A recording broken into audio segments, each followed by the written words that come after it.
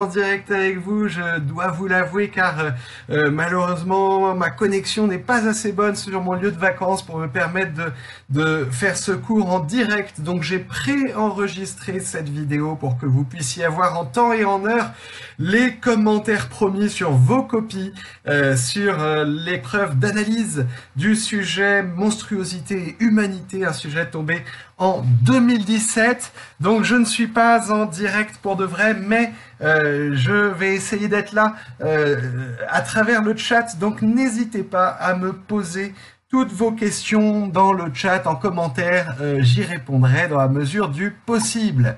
Alors, on va attaquer sans attendre avec d'abord un rappel du sujet. Nous parlons de l'un des sujets qui est tombé en 2017, donc lors de la dernière édition du CRPE, et vous voyez ici la consigne, vous analyserez la façon dont les textes du corpus questionnent la relation entre monstruosité et humanité. Il s'agit donc d'un sujet qu'on va qualifier de binaire, sujet binaire dans la mesure où vous avez deux pôles dans le sujet, monstruosité et humanité, deux notions clés à mettre en relation, puisque le sujet vous interroge non pas sur l'humanité d'un côté, la monstruosité de l'autre, mais sur la relation qui unit ces deux concepts de monstruosité et humanité. Sujet binaire, donc, à l'instar d'un autre sujet tombé lui aussi en 2017 qui portait sur la relation entre mémoire et histoire. Vous constatez donc que sur les 3 sujets tombés l'an dernier au CRPE, 2 étaient des sujets binaires qui vous invitaient à questionner la relation entre deux concepts. Voilà ce qu'on peut dire très rapidement sur le sujet. Les textes, vous les voyez là, vous aviez des textes littéraires, donc Chrétien de Troyes pour commencer, un texte du Moyen-Âge. Chrétien de Troyes, c'est le très grand poète du Moyen-Âge qui est l'auteur de plusieurs milliers de vers dans les légendes arthuriennes. Et ici, vous voyez qu'on est plutôt en prose, mais il s'agit évidemment d'une retranscription moderne, avec une modernisation du texte médiéval de Chrétien de Troyes. Ensuite, un extrait de la tragédie de Racine, Phèdre. Il s'agit du récit par Théramène de la mort d'Hippolyte, l'un des plus célèbres passages de la tragédie racinienne. Donc on progresse aussi dans l'histoire littéraire, puisqu'après le Moyen-Âge, nous sommes ici avec Racine au XVIIe siècle, et vous pouvez dans le chat me donner le mouvement littéraire concerné par ce texte numéro 2. Racine, Corneille, Molière, Bossuet, La Fontaine, Boileau et tant d'autres, ce sont les classiques. Donc un texte qui représente le classicisme.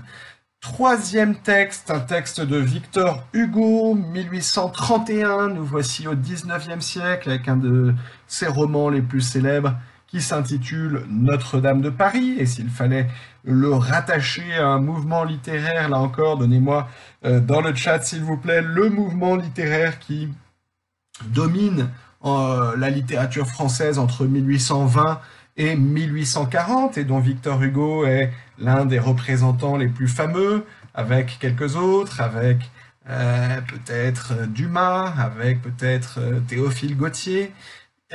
Il s'agit du romantisme. Et le texte 4, vous voyez que c'est un corpus en 4 textes, comme c'est le cas dans 95% des cas au CRPE. C'est un texte moderne, lui, on est au XXe siècle.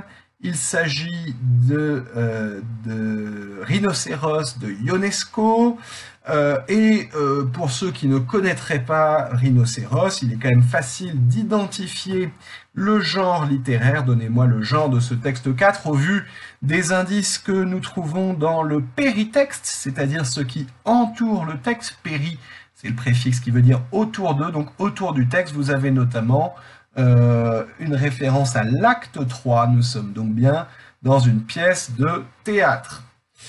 Voilà pour le corpus et voilà pour une présentation très rapide du sujet. Maintenant, ce qui va m'intéresser avec vous aujourd'hui, c'est de regarder les copies que vous êtes quelques-uns à m'avoir envoyées et que je vais m'empresser de commenter pour vous, pour que vous constatiez ce que vous avez fait de bien, ce que vous avez fait de moins bien et comment on peut réussir cette prouesse qu'est la réussite d'une analyse de corpus en moins de 2 heures, puisque c'est l'objectif, je vous le rappelle, faire tenir en moins de 2 heures la première partie de l'épreuve, analyse, sans quoi vous vous mettez en danger et vous risquez de devoir bâcler la grammaire et plus encore la didactique qui représente pourtant 13 points.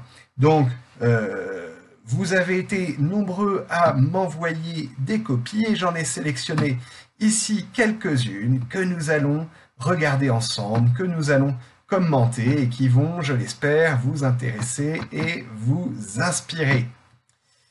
Alors, on va commencer avec ce que font les correcteurs lorsqu'ils prennent connaissance d'une copie avant même de la lire.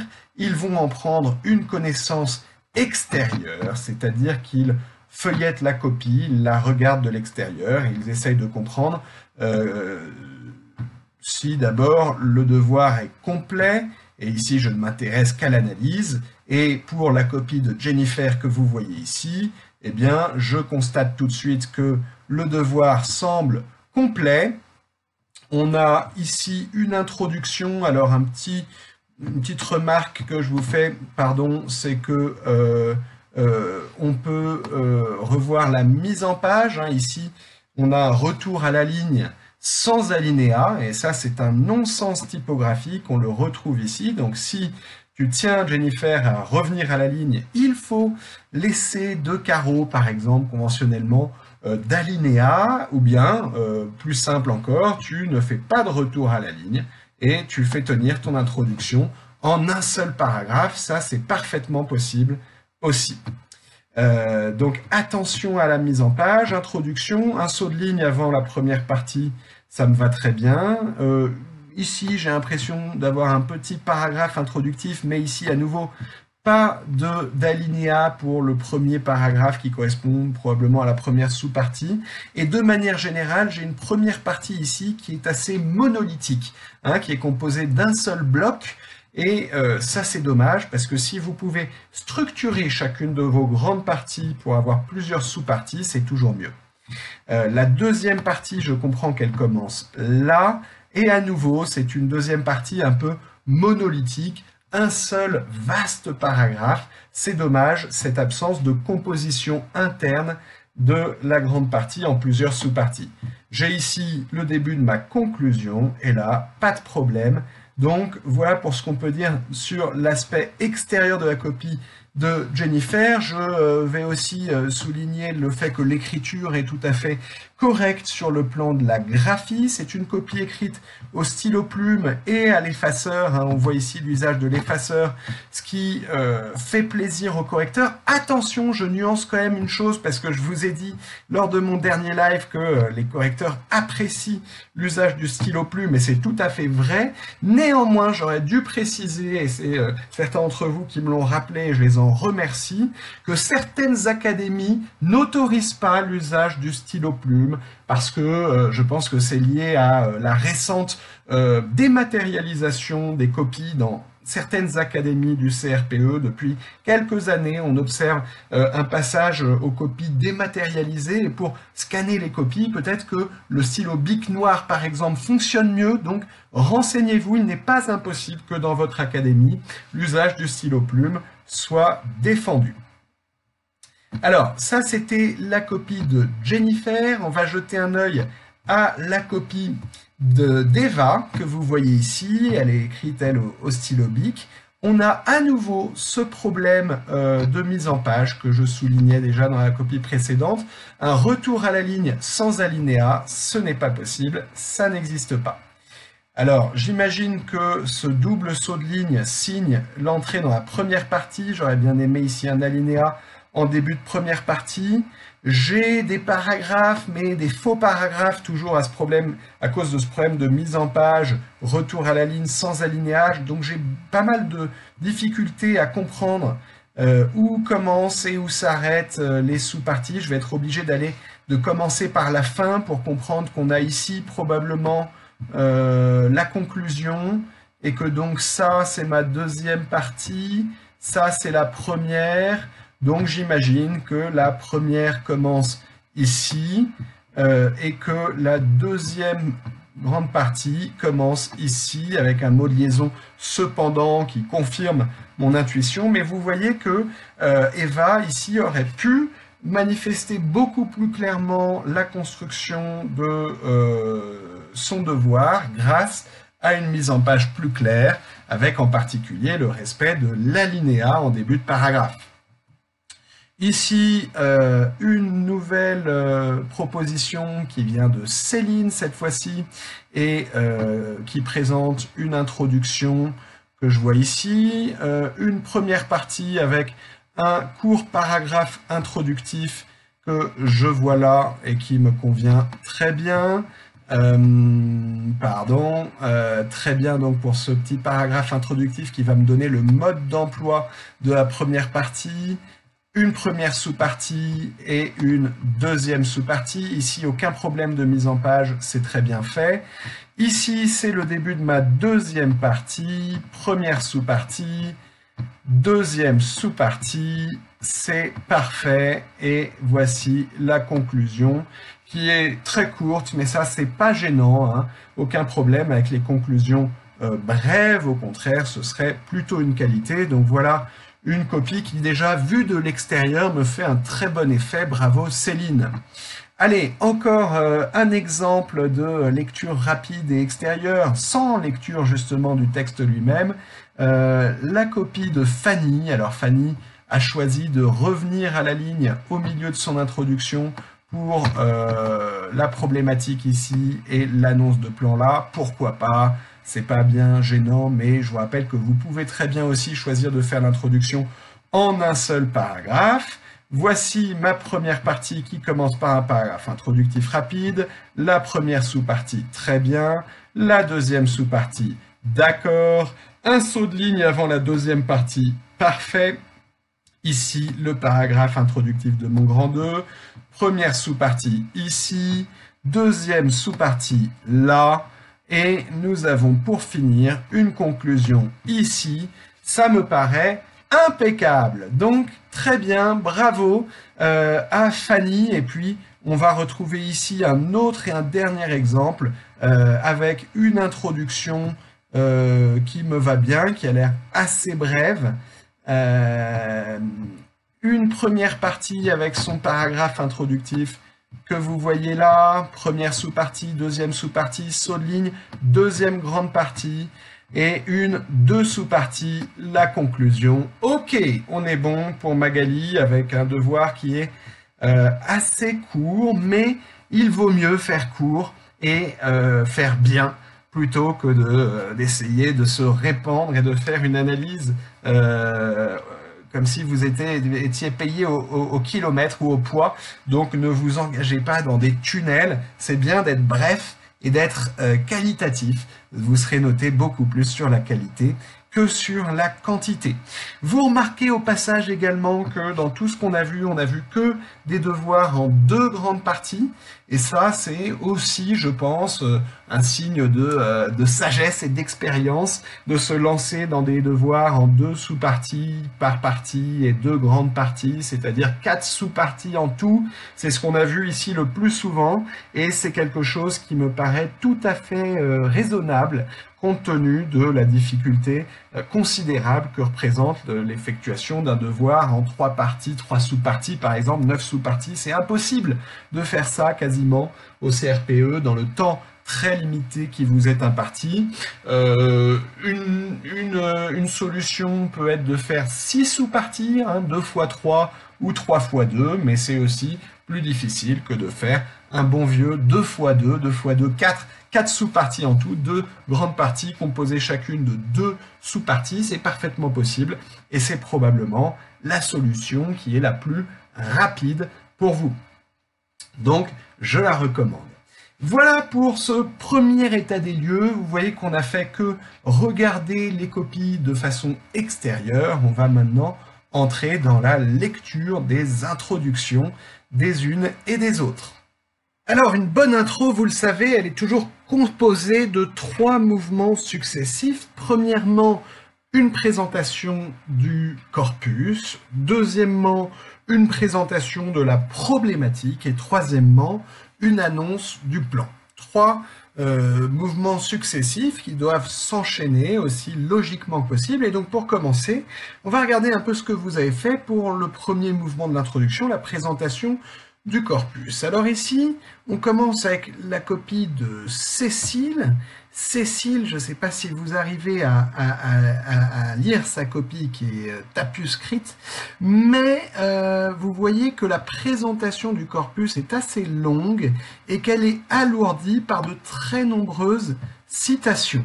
De très nombreuses citations, il y en a une par texte, et pour moi, ces citations n'ont pas forcément leur place dans une introduction. En plus, là, il y a une citation dont on ne sait pas très bien à quel endroit elle commence, puisqu'il manque les guillemets de départ. Mais donc, une première remarque que je peux vous faire à partir de la copie de Cécile, c'est que je vous recommande plutôt d'éviter les citations en introduction, et c'est une des façons que vous allez pouvoir trouver d'alléger la présentation du corpus, qui a intérêt à être aussi synthétique que possible.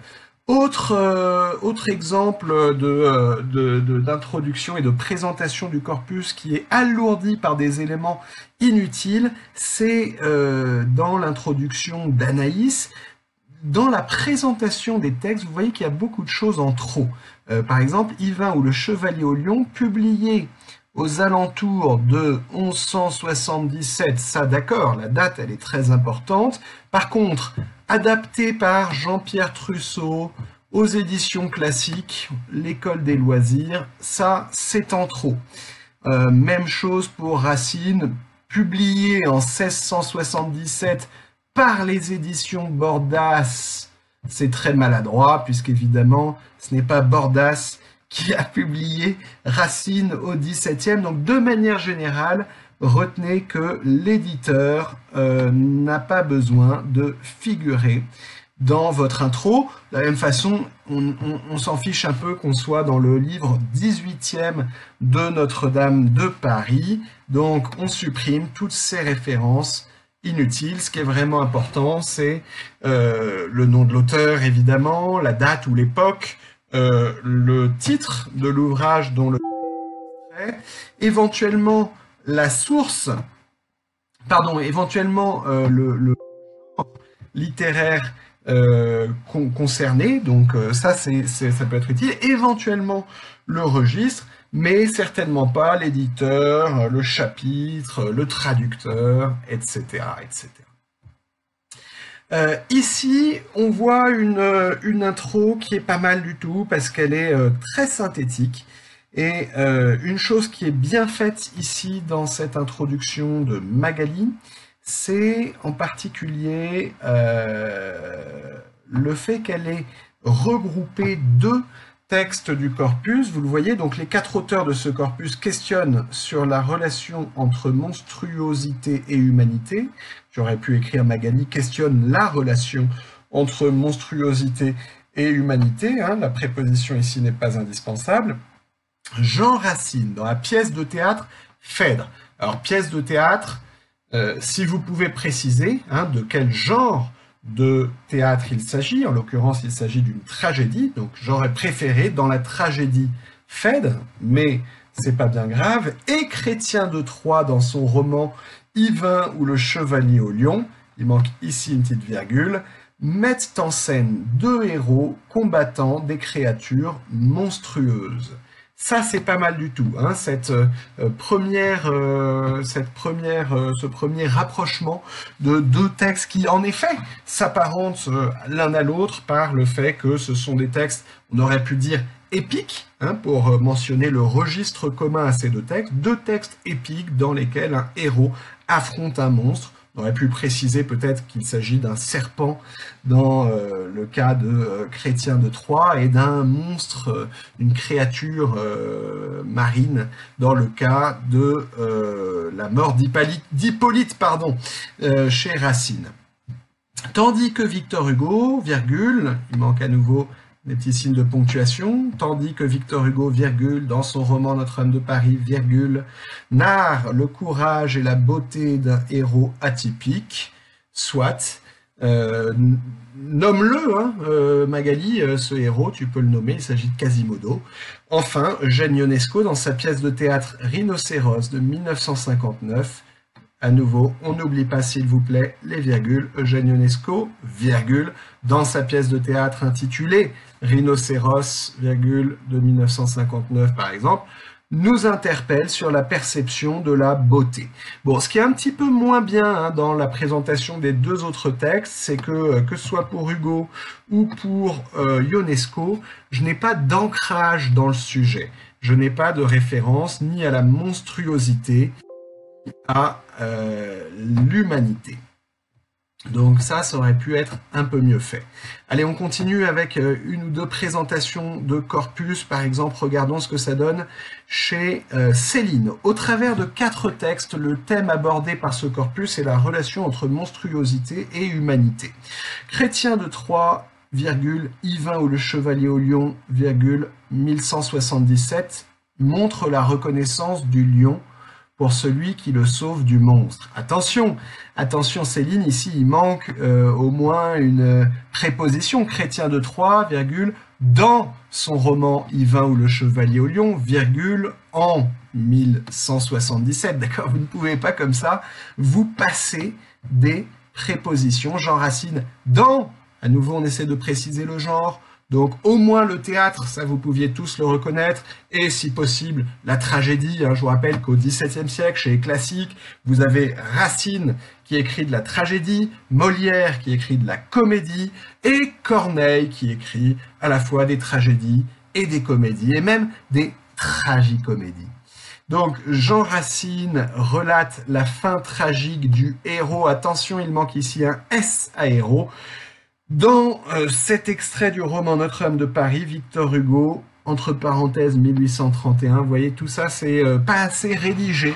Victor Hugo, en 1831, explique comment Quasimodo perd son statut de monstre au profit de celui de héros. Il manque un S, mais sinon cette phrase est pas mal du tout, parce qu'elle est ancré dans le sujet, on voit le rapport avec le sujet, on a un genre de résumé de ce que ce texte a à nous dire du sujet, et c'est la même chose qui est bien fait aussi avec la référence à Ionesco. Pour finir, Eugène Ionesco, dans Rhinocéros, en 1959, soulève l'idée que l'être humain peut devenir monstrueux. L'être humain peut devenir monstrueux, ça c'est très bien Céline, parce que c'est synthétique, c'est ancré dans le sujet, et ça résume ce qui se passe dans ce texte par rapport à notre sujet. Allez, on en lit encore un ou deux. Ici, chez Eva, le corpus de textes traitant de la relation entre humanité et monstruosité comporte 2 textes anciens.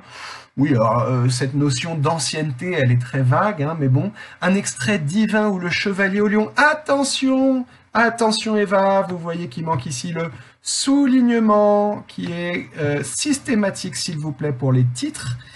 Un extrait d'Yvain ou le chevalier au lion de Chrétien de Troyes, ainsi qu'un extrait de la tragédie Phèdre de Jean Racine, qui présente la relation entre l'humain et le monstrueux comme un combat où chacun essaie de détruire l'autre. Très bien ça, très bien. À nouveau, c'est une bonne idée d'avoir rassemblé Phèdre et Yvain, c'est une bonne idée, et c'est plutôt bien fait dans la phrase qui montre qu'on a un combat entre l'humain et le monstre dans chacun de ces 2 textes. On trouve également un extrait du roman de Victor Hugo, Notre-Dame de Paris, qui présente ces 2 entités comme pouvant être entremêlées en un seul être. Ok, pas mal, on aurait pu juste préciser en l'occurrence Quasimodo, d'accord, pour le nommer, ce personnage. Enfin, le monologue final de Béranger dans la pièce Rhinocéros d'Eugène d'Eugène, hein, pas de Eugène Ionesco, paru en 1959, virgule, présente un renversement des rôles classiques attribués aux monstres et aux humains. Ça, c'est très bien. Hein, cette présentation du corpus, Eva, me paraît vraiment bien faite, donc je t'en félicite. On comprend tout de suite à la lecture de cette introduction qu'il y a une bonne intelligence du sujet, une bonne compréhension du texte. C'est de très bon augure pour la suite. Bravo Eva. Et puis ici, dernier exemple de présentation du corpus. Alors vous voyez qu'ici, Jennifer a fait le choix de commencer son intro par une petite accroche interrogative. Qui n'a jamais été saisi d'horreur à la vue d'un visage difforme? Cela fait-il parler la part de monstruosité ou est-ce de l'humanité? Point d'interrogation. Bon, moi je ne suis pas emballé, je te l'avoue, Jennifer, par ces trois questions qui ne me paraissent pas apporter grand-chose. Au contraire, c'est plutôt maladroit, me semble-t-il.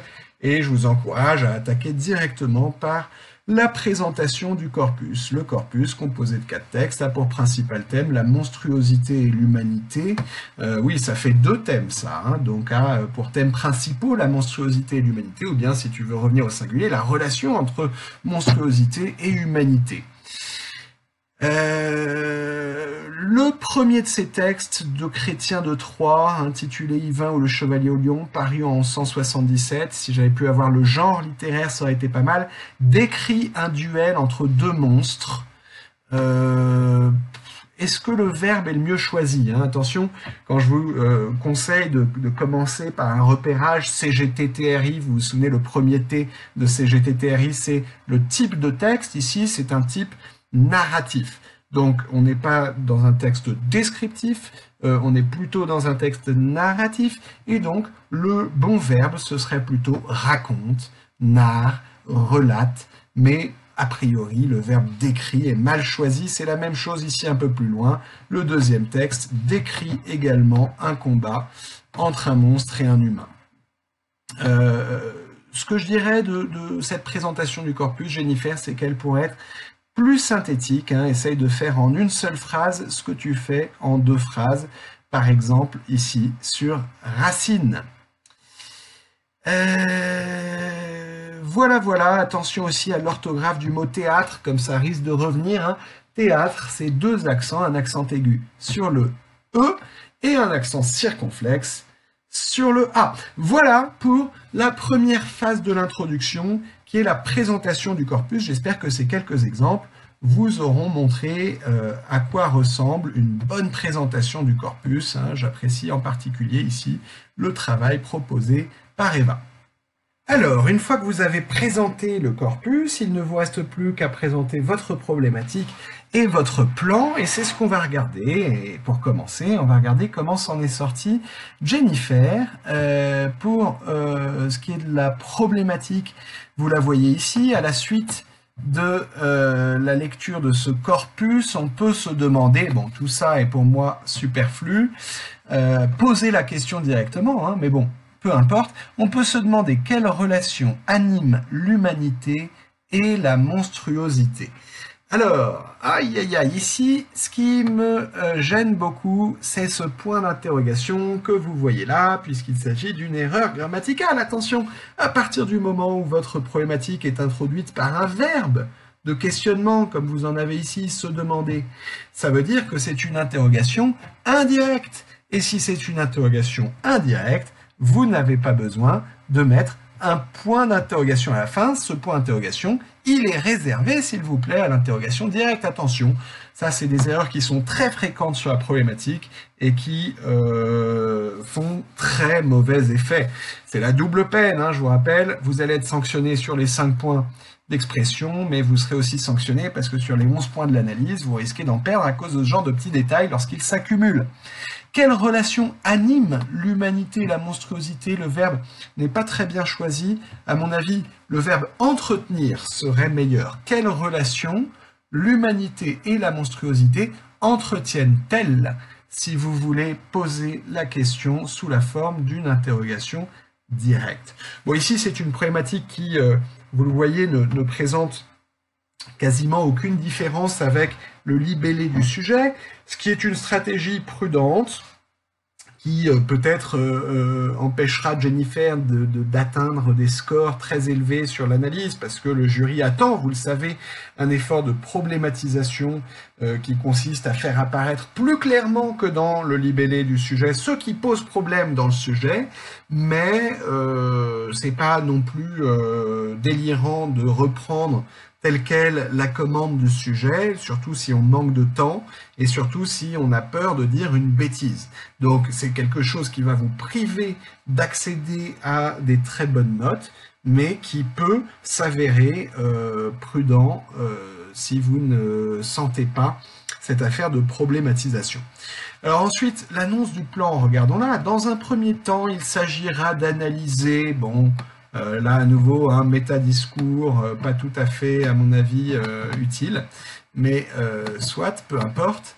Il s'agira d'analyser l'affrontement entre ces deux notions pour ensuite s'apercevoir que l'humanité peut avoir une vision erronée de la monstruosité. Alors, ici, l'affrontement entre ces deux notions en première partie, soit je comprends que tu veux parler d'opposition, hein, la notion d'opposition serait peut-être mieux choisie, pour ensuite s'apercevoir que l'humanité peut avoir une vision erronée de la monstruosité. Ici, je ne sais pas si c'est la meilleure deuxième partie possible, dans la mesure où ce qu'on attendrait plutôt en deuxième partie, étant donné le corpus, étant donné ta première partie, c'est de montrer une relation autre que celle d'opposition. Donc par exemple une relation de confusion entre l'humanité et la monstruosité, ou de superposition, ou de transformation de l'une en l'autre. En tout cas, il y avait d'autres possibilités, à mon avis, plus riches que cette proposition de deuxième partie. Alors, voyons tout de suite un deuxième enchaînement problématique annonce de plan, cette fois-ci dans la copie d'Eva. À travers ces différents regards, il est possible de dégager plusieurs visions de la monstruosité, ce qui peut amener à se questionner sur la relativité de cette dernière. D'accord. Alors ici, ce que j'aime bien dans la proposition d'Eva, c'est qu'il y a un effort de problématisation, puisqu'il y a cette notion de relativité qui apparaît, relativité de la monstruosité. Ce qui aurait été encore mieux, ça aurait été d'amener la notion d'humanité à côté de celle de monstruosité, pour qu'on soit vraiment dans le sujet qui parle des relations entre humanité et monstruosité, mais c'est quand même un effort intéressant. J'aurais aussi préféré pour ma part une formulation interrogative, parce que l'interrogation, directe ou indirecte, reste jusqu'à preuve du contraire la meilleure façon de présenter un problème. Alors, voyons maintenant le plan. Il se dégage en premier un regard unilatéral sur une monstruosité effrayante et mauvaise, et sur les réactions qu'elle suscite chez l'homme, mais aussi une réflexion sur le caractère réversible, nuancé et changeant de celle-ci. On peut y voir et y déceler la complexité de cette relation homme-monstre. Bon, là, il y a beaucoup de complexité à mon goût dans cette annonce de plan. C'est un peu compliqué. J'ai du mal à comprendre s'il y a 2 ou 3 parties. J'ai du mal à comprendre où commence et où s'arrête chaque mouvement du plan. Donc, je pense qu'on peut clarifier l'annonce de plan avec des articulations logiques plus claires. Et je pense qu'on peut, également améliorer l'ancrage dans le sujet. Par exemple, dans cette première partie, j'ai la monstruosité, je n'ai pas l'humanité. Ici, à nouveau, dans la deuxième partie, j'ai la monstruosité, puisque j'imagine que c'est à ça que réfère celle-ci, mais j'ai pas l'humanité, donc ça c'est dommage. Et puis, pour finir, s'il s'agit là d'une troisième partie, on peut y voir et y déceler la complexité de cette relation homme-monstre, et je crois que c'est le cas, parce que lorsqu'on feuillette la suite de la copie, on comprend en fait qu'il y avait 3 parties dans ce plan. La troisième partie ici, à mon goût, n'apporte rien de supplémentaire par rapport aux 2 parties qui précèdent. C'est-à-dire que la complexité de cette relation homme-monstre, bah ça c'est le sujet en fait. C'est le sujet, c'est peut-être la problématique, mais ce n'est pas une troisième partie à mon avis. Donc abstenez-vous de faire une troisième partie si cette troisième partie n'est qu'une ressucée de ce que vous avez déjà expliqué dans vos premières et deuxième parties. Ne vous sentez absolument pas obligé d'ajouter une troisième partie décorative. Ce sera plutôt quelque chose qui va jouer en votre défaveur. Donc n'en faites rien, s'il vous plaît. Allez, on continue avec Céline, la copie de Céline. On est ici sur une problématique qui se trouve là. Est-ce que le fait de ressembler à un monstre retire à l'individu toute, attention il manque un E, toute humanité? Donc, ce qui est bien, c'est qu'il y a l'ancrage dans le sujet, avec les deux pôles du sujet qui sont représentés. C'est une interrogation directe. Bon, le « est-ce que » n'est pas la formulation la plus élégante. On pourrait dire « le fait de ressembler à un monstre retire-t-il à l'individu toute humanité ?» Ça aurait été un peu mieux. Après, il y a un effort de problématisation. Il y a un effort pour produire voilà, une problématique originale. Elle vaut ce qu'elle vaut, mais c'est pas nul. Tout d'abord, les critères qui déterminent le principe, attention, déterminent ENT, le principe de monstruosité. Et ensuite, être humain ne dépend pas seulement de l'apparence physique. Alors ici, plusieurs choses. D'abord, tout d'abord et ensuite, j'ai là mes deux parties qui sont clairement introduites et je comprends bien où commence, où s'arrête la première, où commence, où s'arrête la deuxième. Néanmoins, je rappelle que tout d'abord et ensuite sont des marqueurs qui sont plus chronologiques que logiques. Donc sur le plan de l'articulation logique, tout d'abord, ensuite, ça me dit pas grand-chose. Ce qui me gêne davantage, c'est cette première partie présentée sous la forme d'un groupe nominal.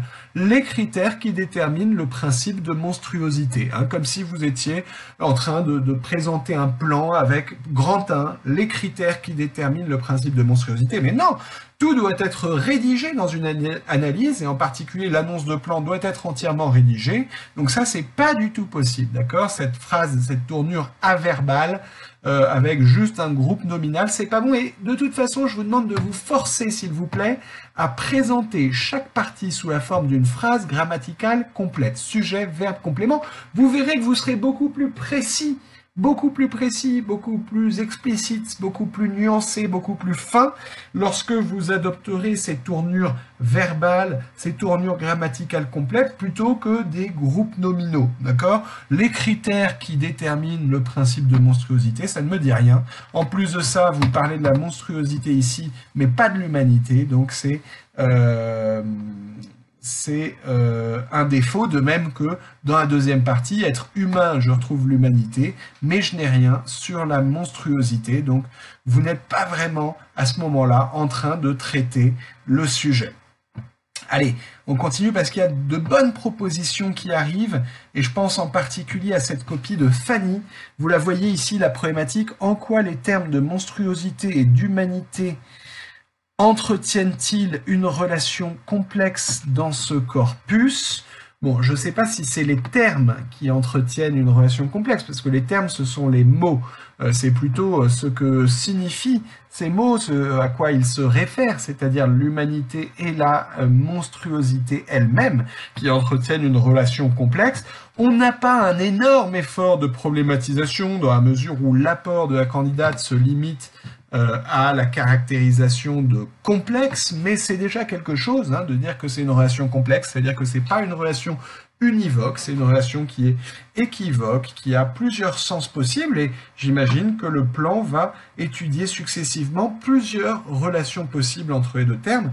La monstruosité et l'humanité s'opposent, et là j'ai bien en grand 1 une caractérisation possible, qui est la plus évidente. Hein. L'homme et le monstre s'opposent, l'humanité et la monstruosité plutôt s'opposent, et j'ai même une précision lorsqu'il s'agit du physique et du comportement. Pourtant, et là vous notez que ce petit mot « pourtant » présente pour le coup une vraie articulation logique, une véritable articulation logique, contrairement à tout d'abord ensuite. Pourtant, le monstre peut devenir humain et l'humain peut se transformer en monstre. Et là, c'est très bien, non seulement parce que j'ai le double ancrage dans le sujet, humain, monstre, qui me prouve que je suis bien en train de traiter la relation entre l'humain et le monstre, mais en plus, j'ai une relation qui est clairement différente de celle proposée en grand 1. En grand 1, on me parlait d'opposition, maintenant on me parle finalement de transitivité ou de transition de l'un vers l'autre et de l'autre vers l'un. Et donc, on a ici un plan qui paraît tout à fait solide et un ensemble qui est de très bon augure. Donc bravo Fanny pour cet ensemble problématique annonce de plan qui est plus que satisfaisant. On regarde encore une ou deux propositions peut-être.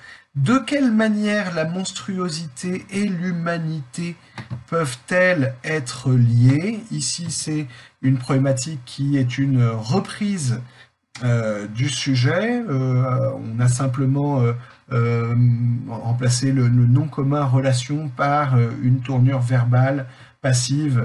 Les notions sont liées. Ça me va. À nouveau, c'est la stratégie prudentielle, pas de prise de risque. Mais du coup, ça veut dire aussi pas de bonus, pas de prime à la réflexion et à la problématisation. Dans un premier temps, nous pouvons constater que, bon, tout ça est inutile, mais peu importe, quelle est la première partie? La monstruosité est le fait de l'homme. C'est lui qui lui donne un sens, la définit et contribue à son développement. D'accord. Alors, ça me va parce que j'ai bien les deux pôles du sujet, l'humanité et la monstruosité. J'aimerais quand même, si c'est possible, avoir quelque chose de plus synthétique. Est-ce que tu peux essayer, Morgane, de synthétiser ces deux phrases en une seule phrase? C'est l'exercice que je te propose. Dans un second temps, nous pouvons observer que, métadiscours à nouveau inutile, mais l'humanité se nourrit de la monstruosité. Voilà la deuxième idée directrice. L'humanité se nourrit de la monstruosité. Il existe donc une relation à double sens. Cette phrase-là, à mon avis, elle est superflue. J'espère qu'elle n'annonce pas une troisième partie, parce que cette troisième partie n'apporterait pas grand-chose. Mais non, tu n'as bien que deux parties, Morgane, dans ton travail. Donc, tu n'as pas besoin de cette phrase finale. Il existe donc une relation à double sens. À la limite, tu pourrais la réintégrer à ta problématique, pourquoi pas? De quelle manière, en quoi la monstruosité et l'humanité entretiennent-elles une relation à double sens? Par exemple, ce serait une façon d'enrichir ta problématique, et tu n'as pas besoin de cette phrase finale dans ton annonce de plan qui risque d'entraîner de la confusion plus qu'autre chose. On continue avec la proposition d'Anaïs, une petite dernière. À travers ces 4 textes, nous tenterons de mettre en avant la relation entre l'humain et le monstre. Oui, attention, mettre en avant n'est probablement pas le meilleur verbe. Tu vas chercher à interroger la relation entre l'humain et le monstre, à la caractériser, à la qualifier, à comprendre quelle est sa nature. Mais on ne met pas en avant la relation entre l'humain et le monstre. Une première partie sera consacrée à, bon, c'est assez lourd, je l'ai déjà dit, on essaye d'éviter ces tournures très lourdes, l'image des différents personnages. À nouveau, là j'ai une tournure sous forme de groupe nominal, l'image des différents personnages, qui est toujours moins précis, moins explicite qu'une proposition grammaticale complète, sujet, verbe, complément. Une seconde partie sera consacrée à quoi? Aux différents liens entre ces deux caractères. Ces deux caractères, j'imagine qu'il s'agit de l'humanité et de la monstruosité. Alors là, Anaïs, pour le coup, je ne suis pas d'accord. Je pense que ton plan présente deux parties. La première, l'image des deux personnages, l'image des différents personnages, pardon, je ne vois pas le rapport avec le schmilblick, en tout cas, tel que c'est présenté dans l'annonce de plan, je n'ai ni référence à l'humanité, ni référence à la monstruosité, donc j'ai l'impression d'avoir une première partie qui est hors sujet. La deuxième partie, en revanche, les différents liens entre l'humanité et la monstruosité, elle est dans le sujet, mais elle est trop large, c'est-à-dire qu'elle prend tout le sujet. Si tu as identifier différents liens, différentes relations, alors je t'encourage à consacrer une partie à chaque lien, à chaque relation que tu as identifiée entre monstruosité et humanité, comme on l'a vu précédemment dans de bonnes propositions. Et comme on le voit ici avec, allez, un dernier exemple, celui de Magali, qui nous dit en problématique « En quoi la monstruosité et l'humanité sont-elles des notions étroitement liées ?» Ce qui me convient tout à fait comme problématique, même si, encore une fois, c'est pas avec une problématique comme ça que vous allez atteindre des sommets, mais c'est correct. Monstruosité et humanité s'opposent fondamentalement. Ça, c'est la première partie. Et j'ai bien une caractérisation de la relation par l'opposition. Mais, et ça, c'est bien un lien logique, elles se fascinent mutuellement. Bon, je ne sais pas si la caractérisation en deuxième partie de la relation est la meilleure, parce que la fascination mutuelle, elle est peut-être tout à fait juste, hein, mais disons que ce n'est pas vraiment ce qu'on attend. Après, monstruosité et humanité s'opposent, mais il n'y a pas d'antagonisme particulier entre l'opposition et la fascination réciproque. Alors, on va passer au développement, et pour ce qui est du développement, j'aimerais vous montrer quelque chose qui est très bien fait dans la copie de Fanny, que je félicite vraiment pour sa bonne application de la méthode que j'ai présentée en cours pour exposer le déroulement de son raisonnement, de son argumentation, la méthode des paragraphes introductifs et des phrases-titres. Alors, on va regarder ce que ça donne ensemble. Dans la première partie d'abord de Fanny, on a ici un paragraphe introductif. Donc, je vous rappelle, c'était une problématique qui portait sur la complexité de la relation entre monstruosité et humanité.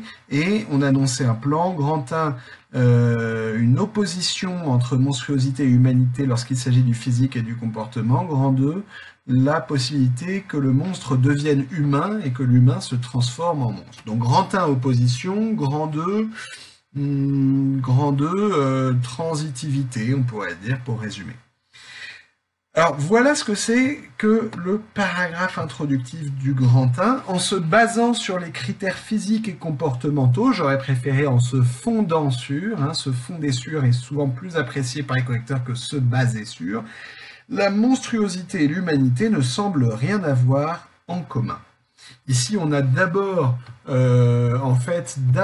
la présentation des deux sous-parties, critères physiques grand A, critères comportementaux grand B, et ensuite la présentation de l'idée directrice de la grande partie, monstruosité et humanité ne semblent rien avoir en commun. On pourrait le faire dans l'autre sens, ce serait peut-être plus logique, mais c'est ça, un paragraphe introductif, ça sert à exposer l'idée directrice de la grande partie et éventuellement, de façon facultative, à annoncer le mouvement interne de la grande partie avec les thématiques, de façon très synthétique, des différentes sous-parties qui la composent. Et si je regarde justement ces sous-parties, d'abord je vois qu'on a bien un paragraphe par sous-partie, donc ça c'est très bien, et la première sous-partie commence bien par une phrase-titre. La phrase-titre, elle est là. D'un point de vue physique, virgule, le caractère monstrueux apparaît comme très impressionnant. Bon, j'aurais préféré que dans cette phrase-titre figurent les deux pôles du sujet. Comme d'habitude, puisqu'il s'agit d'un sujet binaire, il faut que chaque phrase-titre, de partie mais aussi de sous-partie, comporte les deux pôles du sujet. On aurait pu dire, par exemple, le monstre et l'humain s'opposent d'abord sur le plan physique. Ça aurait été une première phrase-titre possible pour la première sous-partie. Et après, on déroule. Après viennent les auteurs. Chez Chrétien de Troyes, il apparaît sous les traits d'un serpent. Le narrateur en fait une description péjorative, etc. Il en est de même chez Racine. Et c'est là que c'est bien fait aussi avec le rapprochement. Il en est de même. Rapprochement entre deux textes. En revanche, ici on passe à l'opposition, à la complémentarité, à la distinction entre un groupe de textes et deux autres textes. Donc ça, c'est très bien fait. On continue. Regardez la deuxième sous-partie, commence elle aussi par une phrase-titre. Ce contraste est aussi présent dans le comportement des personnages. À nouveau, J'aurais préféré qu'on mentionne, on n'est jamais trop lourd quand il s'agit de mentionner les mots-clés du sujet. Ce contraste entre monstruosité et humanité est également présent dans le comportement des personnages. La deuxième partie, voilà le paragraphe introductif. Le corpus met donc en avant une opposition entre monstruosité et humanité chez les personnages, tant sur le plan physique que sur le plan moral. Ça, c'est la reprise de la première partie. En fait, c'est ici que commence réellement la deuxième partie. Cependant, il semblerait que le côté humain du monstre puisse apparaître, et inversement, chez les hommes. Bon, c'est un peu maladroit dans l'expression, mais on comprend quand même qu'on va avoir une partie composée de deux sous-parties, probablement le côté humain du monstre et le côté monstrueux de l'humain, hein, si je schématise. Comment peux-tu encore progresser, Fanny, même si c'est déjà un très bon ensemble? Eh bien peut-être en essayant de trouver une phrase titre qui est englobante, qui parle vraiment de la deuxième partie dans sa globalité. Est-ce qu'on va parler de transformation réciproque, de confusion entre l'humain et le monstre? Je ne sais pas, mais il faudrait trouver l'idée englobante pour ensuite la décliner en deux sous-parties, comme tu vas le faire ici. En effet, en se fiant uniquement à l'apparence, il est possible de se tromper et de ne pas voir le caractère humain du monstre. Et puis, en deuxième sous-partie, si les monstres peuvent montrer leur côté humain, à l'inverse, les hommes peuvent se révéler monstrueux, ce qui est très bien également. Voilà pour le développement et pour quelques consignes argumentatives. C'est vraiment une bonne copie, hein, Fanny, que tu nous as livrée ici. C'est pour ça que je la donne en exemple. Il y a pas mal de choses qui sont réussies.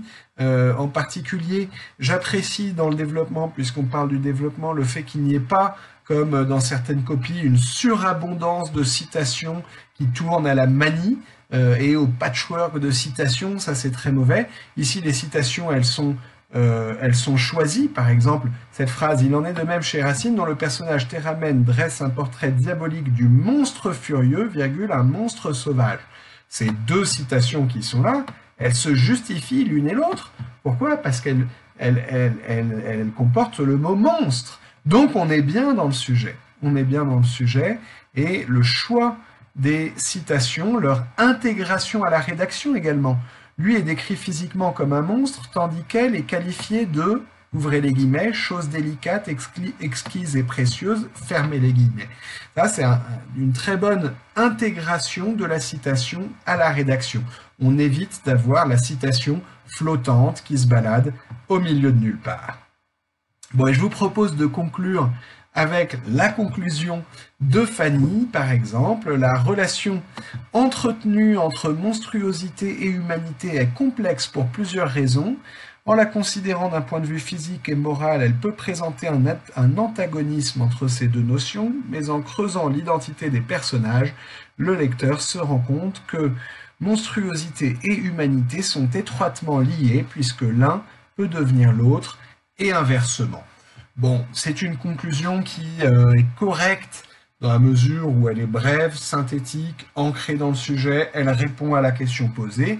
La principale limite de cette conclusion, Fanny, là encore, si je devais te donner un conseil pour progresser et faire encore mieux la prochaine fois, c'est que cette conclusion se contente de reprendre de façon un peu plate ce que tu as déjà dit une première fois en annonce de plan, ce que tu as redit dans tes paragraphes introductifs. Bref, c'est une reprise un peu linéaire du raisonnement que tu as suivi dans ton développement, et par conséquent, c'est une conclusion qui n'apporte pas grand-chose.